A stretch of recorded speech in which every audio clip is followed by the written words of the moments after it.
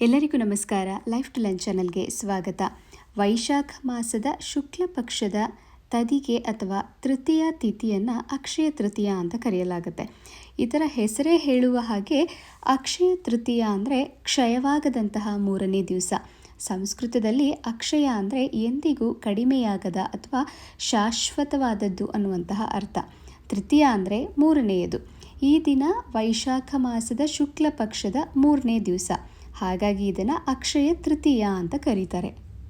ಇವತ್ತಿನ ಈ ಒಂದು ವಿಡಿಯೋದಲ್ಲಿ ಶುಭ ಮುಹೂರ್ತಗಳು, ದಾನಗಳು, ಲಕ್ಷ್ಮೀ ಪೂಜೆಯ ಸಮಯ, ಇವೆಲ್ಲದರ ಜೊತೆಗೆ ಯಾವ ಒಂದು ತಪ್ಪನ್ನು ನಾವು ಮಾಡಲೇಬಾರದು, ಈ ಎಲ್ಲ ವಿಷಯಗಳನ್ನು ತಿಳ್ಕೊಳ್ಳೋಣ.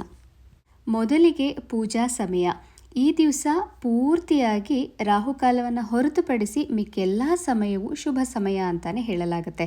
ಕೆಲವೊಂದು ಲಗ್ನಗಳಲ್ಲಿ ನಾವು ಮಾಡುವಂತಹ ಪೂಜೆಗಳು, ದಾನಗಳಾಗಿರಬಹುದು, ಹಾಗೆ ಕೊಂಡುಕೊಳ್ಳುವಂತಹ ಚಿನ್ನಾಭರಣ, ಬೆಳ್ಳಿ ಸಾಮಾನು ಅಥವಾ ಗೃಹ ಸಂಬಂಧಿತ ವಸ್ತುಗಳಿಂದ ಅತ್ಯಂತ ಶುಭವನ್ನು ಉಂಟು ಮಾಡುತ್ತೆ.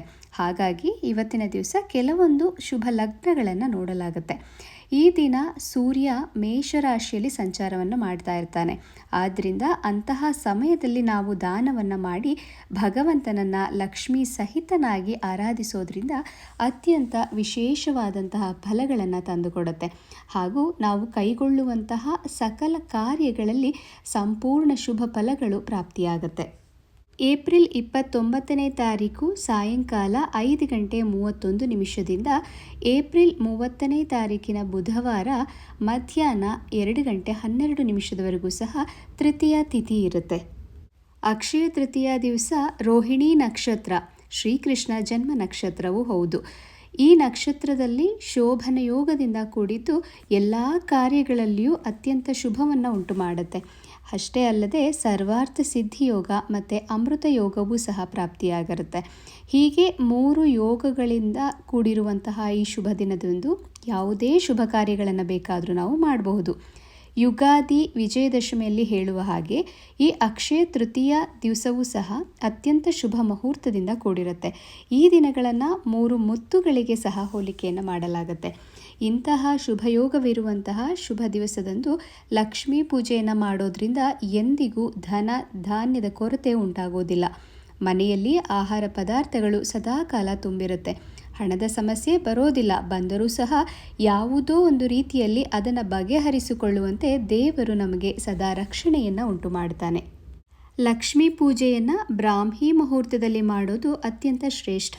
ಅದರಲ್ಲೂ ಈ ಬಾರಿ ಬ್ರಾಹ್ಮಿ ಮುಹೂರ್ತದಲ್ಲಿ ತೃತೀಯ ತಿಥಿ ಇರೋದ್ರಿಂದ ಬೆಳಿಗ್ಗೆ 4:25 5 ಗಂಟೆಯವರೆಗೂ ಬ್ರಹ್ಮ ಮುಹೂರ್ತವಿದ್ದು ಆ ಸಮಯದಲ್ಲಿ ಲಕ್ಷ್ಮೀ ಪೂಜೆಯನ್ನು ಮಾಡಬಹುದು.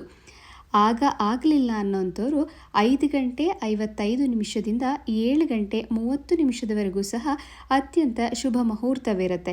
ಆಗಲೂ ಸಹ ಲಕ್ಷ್ಮೀ ಪೂಜೆಯನ್ನು ಮಾಡಬಹುದು. ಹಾಗೆ ಇನ್ನೊಂದು ಶುಭ ಸಮಯ ಅಂತಂದರೆ 7:40 9:10 ಈ ಅವಧಿಯಲ್ಲೂ ಸಹ ಲಕ್ಷ್ಮೀ ಪೂಜೆಯನ್ನು ಮಾಡಬಹುದು. ಇದಾದ ನಂತರ ಶುಭ ಯೋಗ ಅಂದರೆ 10:45 ಮಧ್ಯಾಹ್ನ 12:15 ಸಹ ಶುಭ ಯೋಗವಿರುತ್ತೆ. ಸಾಮಾನ್ಯವಾಗಿ ಚಿನ್ನದ ಅಂಗಡಿಗಳಲ್ಲಿ ಮತ್ತು ಹಣಕಾಸಿನ ವ್ಯವಹಾರಗಳನ್ನು ಮಾಡೋಂಥವ್ರು ಈ ಒಂದು ಶುಭ ಯೋಗದಲ್ಲಿಯೇ ಲಕ್ಷ್ಮೀ ಪೂಜೆಯನ್ನು ಮಾಡೋದುಂಟು. ಇದರಿಂದ ವರ್ಷಪೂರ್ತಿ ತಾವು ಮಾಡುವಂತಹ ವ್ಯಾಪಾರ ವ್ಯವಹಾರಗಳಲ್ಲಿ ಯಾವ ತೊಂದರೆಯೂ ಆಗದೇನೆ ಅಕ್ಷಯವಾಗಲಿ ಅನ್ನುವಂತಹ ಒಂದು ನಂಬಿಕೆ. ಈ ದಿನ ಸಾಕಷ್ಟು ಜನರು ಪೂಜೆ ಮತ್ತು ದಾನಗಳಿಗಿಂತ ಚಿನ್ನಾಭರಣಗಳನ್ನು ಖರೀದಿಸೋದೇ ಹೆಚ್ಚು. ಇದರಿಂದ ಮತ್ತಷ್ಟು ಚಿನ್ನ ಖರೀದಿಸುವಂತೆ ಆಗಲಿ ಅನ್ನುವಂತಹ ಒಂದು ನಂಬಿಕೆ. ಚಿನ್ನವನ್ನು ಸಿಂಹ ಲಗ್ನದಲ್ಲಿ ಖರೀದಿ ಮಾಡಬೇಕು ಅಂತ ಶಾಸ್ತ್ರಗಳಲ್ಲಿಯೇ ಹೇಳಲಾಗಿದೆ.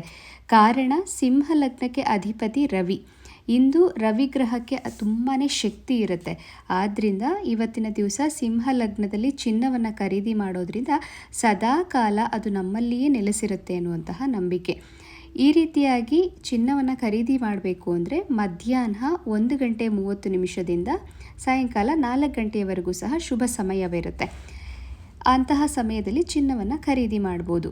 ಎಲ್ಲರಿಗೂ ಚಿನ್ನವನ್ನು ಖರೀದಿಸಲು ಸಾಧ್ಯ ಆಗಲ್ಲ ಅಲ್ಲ. ಇನ್ನು ಕೆಲವರು ದೇವರ ವಿಗ್ರಹ, ಬೆಳ್ಳಿ ಪದಾರ್ಥಗಳನ್ನು ಖರೀದಿಸೋದುಂಟು. ಅಂತಹವರು ಬೆಳಿಗ್ಗೆ 9 ಗಂಟೆಯಿಂದ 11 ಗಂಟೆವರೆಗೂ ಶುಭ ಸಮಯ ಇರುತ್ತೆ. ಆ ಸಮಯದಲ್ಲಿ ನೀವು ಖರೀದಿಯನ್ನು ಮಾಡ್ಬೋದು.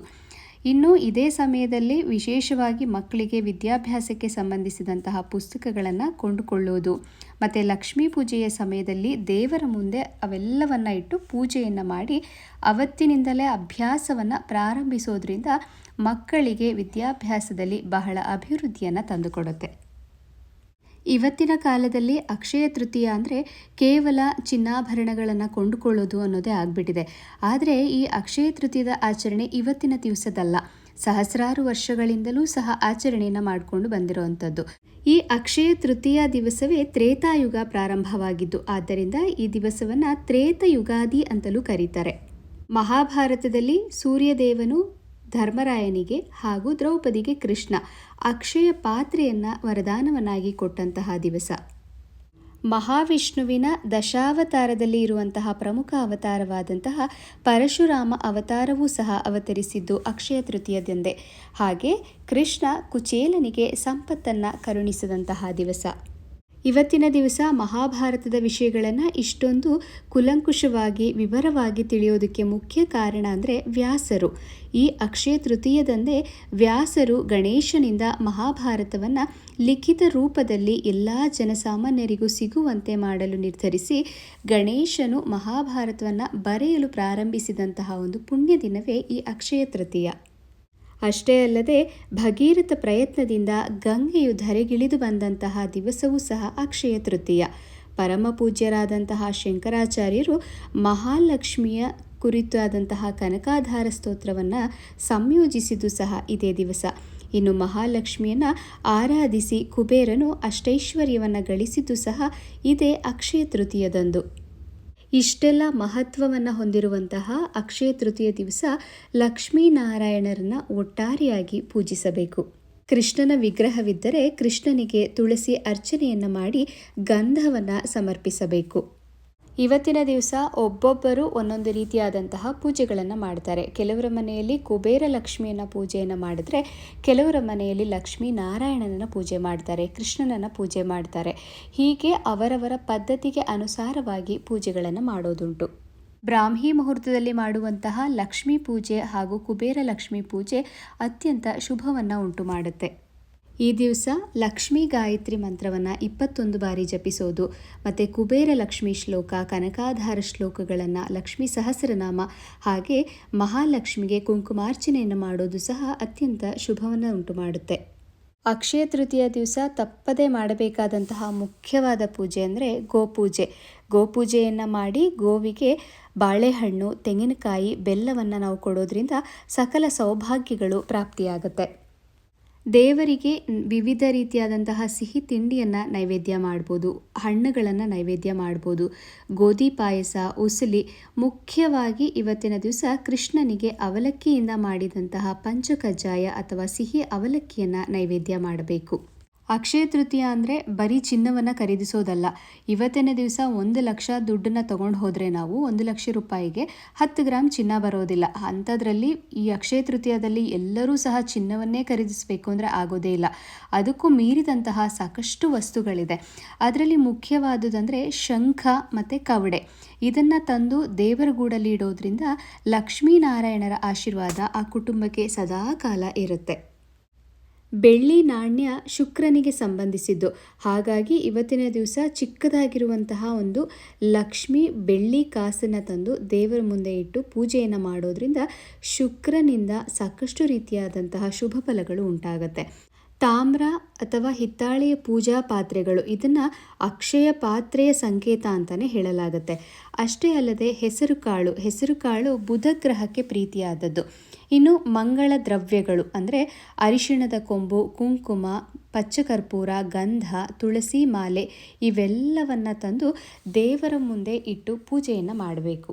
ಇವತ್ತಿನ ದಿವಸ ತಪ್ಪದೆ ಅಕ್ಕಿ ಮತ್ತು ಬೆಲ್ಲವನ್ನು ಸಹ ಕೊಂಡ್ಕೊಂಡು ಬರಬೇಕು. ಹಾಗೆ ದೇವರಿಗೆ ಮಲ್ಲಿಗೆ ಹೂವು, ತಾವರೆ ಪುಷ್ಪ ಇವೆಲ್ಲದರ ಜೊತೆಗೆ ನಮ್ಮ ಕೈಲಿ ಆದಷ್ಟು ದುಡ್ಡನ್ನು ದೇವರ ಮುಂದೆ ಇಟ್ಟು ನಾವು ಲಕ್ಷ್ಮಿಗೆ ಪೂಜೆಯನ್ನು ಮಾಡಬೇಕು. ಇವತ್ತು ಯಾವ ಒಂದು ಕೆಲಸವನ್ನು ನಾವು ಮಾಡಬಾರ್ದು. ಈ ದಿನ ಸಾಲವನ್ನು ಮಾಡಿಯಾದರೂ ಚಿನ್ನವನ್ನು ಖರೀದಿಸಬೇಕು ಅನ್ನೋಂಥ ಆಸೆ ಸಾಕಷ್ಟು ಜನರಲ್ಲಿ ಇರುತ್ತೆ. ಆದರೆ ಇವತ್ತಿನ ದಿವಸ ಆ ರೀತಿ ಏನಾದರೂ ನೀವು ಸಾಲವನ್ನು ಮಾಡಿದರೆ ಆ ಸಾಲವೂ ಸಹ ಅಕ್ಷಯವಾಗ್ತಾ ಹೋಗುತ್ತೆ. ತುಂಬ ಸಾಲಗಾರರಾಗ್ತೀರ. ಆದ್ದರಿಂದ ನಿಮ್ಮಲ್ಲಿ ಹಣವಿದ್ದರಷ್ಟೇ ಖರೀದಿಯನ್ನು ಮಾಡಿ. ಇಲ್ಲವಾದಲ್ಲಿ ಅನ್ನದಾನ, ವಸ್ತ್ರದಾನ, ಅರಿಶಿಣ, ಕುಂಕುಮ, ಹೂವು, ಅಕ್ಕಿ, ಬೆಲ್ಲ ಇವುಗಳಿಗೆ ನಿಮ್ಮಲ್ಲಿ ಇರುವಂತಹ ಹಣವನ್ನು ವಿನಿಯೋಗಿಸಿದ್ರೆ ಸಾಕು. ಇವತ್ತಿನ ದಿವಸ ಕೇವಲ ನಮಗೋಸ್ಕರ ಅಂತ ಎಲ್ಲದನ್ನು ಕೊಂಡ್ಕೊಂಡು ಬರೋದ್ರ ಬದಲು 4 ಜನಕ್ಕೆ ದಾನವನ್ನು ಮಾಡೋದ್ರಿಂದ ಸಾಕಷ್ಟು ಶುಭ ಫಲಗಳನ್ನು ಪಡಿತೇವೆ. ಮುಖ್ಯವಾಗಿ ರೇಷ್ಮೆ ವಸ್ತ್ರದ ದಾನ. ರೇಷ್ಮೆ ವಸ್ತ್ರ ದಾನದಿಂದ ಎಲ್ಲ ತಲೆಮಾರುಗಳಿಗೂ ಸಹ ನಮಗೆ ವಸ್ತ್ರದ ಕೊರತೆಯಾಗಲಿ ದಾರಿದ್ರ್ಯವಾಗಲಿ ಬರದೇ ಇರುವ ಹಾಗೆ ಭಗವಂತ ರಕ್ಷಣೆಯನ್ನು ಮಾಡ್ತಾನಂತೆ. ಹಾಗಾಗಿ ದೇವರಿಗೆ, ಬಡವರಿಗೆ ಅಥವಾ ಯಾರಿಯಾದರೂ ಮುತ್ತೈದೆಯರಿಗೆ ಅರಿಶಿಣ, ಕುಂಕುಮ, ತಾಂಬೂಲ, ದಕ್ಷಿಣೆ ಸಮೇತವಾಗಿ ರೇಷ್ಮೆ ವಸ್ತ್ರವನ್ನು ಇಟ್ಟು ದಾನವಾಗಿ ಕೊಡಬಹುದು. ಇನ್ನು ಅರಿಶಿಣ, ಕುಂಕುಮ ಇದರಿಂದ ಅಕ್ಷಯ ಫಲ ಪ್ರಾಪ್ತಿಯಾಗತ್ತೆ. ತುಪ್ಪ ಮತ್ತು ಬೆಲ್ಲ ಇದರ ದಾನದಿಂದ ಬಡತನ ದೂರವಾಗುತ್ತೆ. ಜೇನುತುಪ್ಪ ದಾನದಿಂದ ಪೂರ್ವಜನ್ಮ ಕರ್ಮಗಳು, ಪಾಪಗಳು ನಿವಾರಣೆಯಾಗುತ್ತೆ. ಇವತ್ತಿನ ದಿವಸ ಕೃಷ್ಣನಿಗೆ ಚಂದನದ ಅಲಂಕಾರವನ್ನು ಮಾಡ್ತಾರೆ. ಕಾರಣ ವಿಷ್ಣುವಿನ ಅಂಶದಿಂದ ಮಂಡೋದರಿ ಜನ್ಮವಾಗಿದ್ದಳು ಅನ್ನುವಂತಹ ಕಥೆಯನ್ನು ನಾವು ಆನಂದ ರಾಮಾಯಣದಲ್ಲಿ ತಿಳಿಯಬಹುದು. ಆದ್ದರಿಂದ ಇವತ್ತಿನ ದಿವಸ ಚಂದನದ ಕೊರಡು ಅಥವಾ ಪುಡಿಯನ್ನು ದೇವಸ್ಥಾನಕ್ಕೆ ದಾನವನ್ನಾಗಿ ಕೊಡೋದ್ರಿಂದ ಮನೆಯಲ್ಲಿ ಕಲಹಗಳು, ಜಗಳವೆಲ್ಲ ಹೋಗಿ ಸದಾಕಾಲ ಶಾಂತಿ, ಸೌಹಾರ್ದತೆಯ ಜೀವನ ಪ್ರಾಪ್ತಿಯಾಗುತ್ತೆ. ಬಡವರಿಗೆ ಅಥವಾ ಅನ್ನ ಸಂತರ್ಪಣೆಗಾಗಿ ಅಕ್ಕಿ ಬೇಳೆಯನ್ನು ದಾನ ಮಾಡೋದ್ರಿಂದ ಜನ್ಮಾಂತರಗಳಲ್ಲಿಯೂ ಸಹ ನಮಗೆ ಆಹಾರದ ಕೊರತೆ ಉಂಟಾಗೋದಿಲ್ಲ. ಇವಾಗೆಲ್ಲ ಎಷ್ಟೋ ಜನರನ್ನ ನೋಡ್ತೀವಿ, ಒಂದು ಹೊತ್ತಿನ ಊಟಕ್ಕೂ ಸಹ ಕಷ್ಟಪಡ್ತಾ ಇರ್ತಾರೆ. ಈ ದಾನದಿಂದ ಅಂತಹ ಕಷ್ಟಗಳು ಎಂದಿಗೂ ಬರದಂತೆ ದಾನದ ಫಲಗಳು ಶುಭವನ್ನು ಉಂಟು ಮಾಡುತ್ತೆ. ಈ ದಿವಸ ನೀವು ಚಿನ್ನ, ಬೆಳ್ಳಿ, ವಜ್ರ ಏನನ್ನೇ ತೆಗೆದುಕೊಳ್ಳೋದಕ್ಕಿಂತ ಬೇರೆಯವರಿಗೆ ಕೊಡುವಂತಹ ದಾನಗಳು ಸದಾಕಾಲ ದಾರಿದ್ರ್ಯಗಳಿಂದ, ಬಡತನದಿಂದ, ಸಕಲ ಪಾಪ ಕರ್ಮಗಳಿಂದ ಕೆಟ್ಟದಾಗದಂತೆ ತಡೆಯುತ್ತೆ. ಇದ್ಯಾವ ದಾನವೂ ಆಗೋದಿಲ್ಲ ಅನ್ನೋವಂಥವ್ರು ಯಾವುದಾದ್ರೂ ಒಂದು ದೇವಸ್ಥಾನಕ್ಕೆ ಅರಿಶಿಣ, ಕುಂಕುಮ, ತುಳಸಿ, ಹೂವು, ಹಣ್ಣುಗಳನ್ನು ಇಟ್ಟು ಕೈಲಾದಷ್ಟು ದಕ್ಷಿಣೆಯೊಂದಿಗೆ ದಾನವನ್ನಾಗಿ ಕೊಡೋದ್ರಿಂದ ಸಕಲ ಸೌಭಾಗ್ಯಗಳು ಪ್ರಾಪ್ತಿಯಾಗತ್ತೆ. ಮುಖ್ಯವಾಗಿ ಈ ದಿವಸ ಎಲ್ಲಿ ಅನ್ನದಾನವನ್ನು ಮಾಡ್ತಾ ಇರ್ತಾರೆ ಅಂತಹ ಕಾರ್ಯದಲ್ಲಿ ನೀವು ಭಾಗಿಗಳಾಗಿ ಬಡವರಿಗೆ, ಅಶಕ್ತರಿಗೆ ನಿಮ್ಮ ಕೈಲಾದಷ್ಟು ವಸ್ತ್ರ, ಆಹಾರ ದಾನವನ್ನಾಗಿ ಕೊಡಿ. ಇದರಿಂದ ಜೀವನದಲ್ಲಿ ಯಾವುದೇ ರೀತಿಯಾದಂತಹ ಆಹಾರ, ಬಟ್ಟೆಗಳಿಗೆ ಕೊರತೆಯೇ ಉಂಟಾಗೋದಿಲ್ಲ. ಭಗವಂತ ಸಕಲ ಸೌಭಾಗ್ಯಗಳನ್ನು ಕೊಟ್ಟು ಸದಾಕಾಲ ನಮ್ಮ ರಕ್ಷಣೆಯನ್ನು ಮಾಡ್ತಾನೆ. ಅಕ್ಷಯ ತೃತೀಯಾಗೆ ಸಂಬಂಧಿಸಿದಂತಹ ಈ ಎಲ್ಲ ವಿಷಯಗಳು ನಿಮಗೆ ಇಷ್ಟವಾಗಿದೆ ಅಂತ ಭಾವಿಸ್ತೇನೆ. ಮತ್ತೆ ಮುಂದಿನ ವಿಡಿಯೋದಲ್ಲಿ ಭೇಟಿಯಾಗೋಣ. ಅಲ್ಲಿವರೆಗೂ ಸಮಸ್ತ ಲೋಕ ಸುಖಿನೋ ಭವಂತು.